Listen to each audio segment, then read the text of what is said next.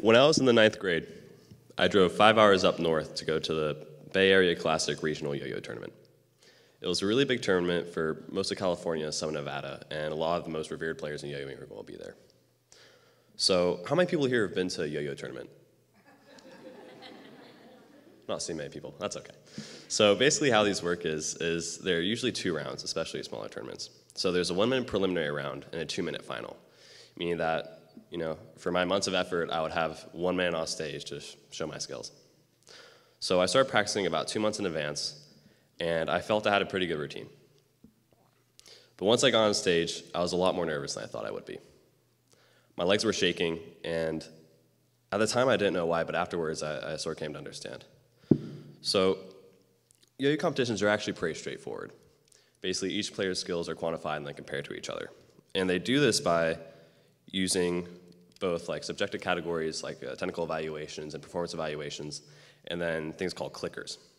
So these are handheld tally counters. They're used to count things like laps around a pool or around a track, but they're also used to count elements in a yo-yo routine. So for each trick you do, you get a positive click. But for each mistake you make, you get a negative point.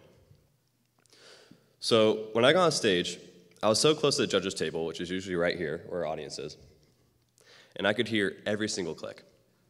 Every little mistake I made, time after time after time again. It was very daunting. And I got off stage and I felt terrible. My mom said I did really good. She's back over there. Took stock in that. But when the judges went into the dark room and printed out their Excel spreadsheet, I found my name, James Pratt, 3rd to last. So I came away from this feeling destroyed. I thought, how am I going to recover? How is anyone going to be able to respect me? How can I face this community ever again? It's a bit dramatic. But also did something pretty crazy. I thought I was a pretty timid kid back in the 9th grade. And I talked to 10 people. I talked to 10 people this tournament and asked them, how can I be better at what I do? How can I make better routines while still maintain an air of creativity and spirit that I enjoyed? How could I not necessarily take advantage of, at least cater to a system I don't understand? And these questions were answered in time. 2 years later, I recently went out to the Pacific Northwestern Regional Tournament in Seattle, and I got 17th. That was out of about 60 competitors, and they accepted 17 people in the finals, meaning I just slid in. And I was on stage with about 10 other world's finalists, as go most other regional tournaments, seeing as the best in the world are pitted against 9th graders who are nervous about being on stage. And I'm proud of myself. But more important than that are the people I met, those 10 guys I talked to. So not only did I, obviously form friendships with those people I talked to that night, but over the course of the years, following or preceding the competition I just recently went to, I just tried to talk to as many people as I could.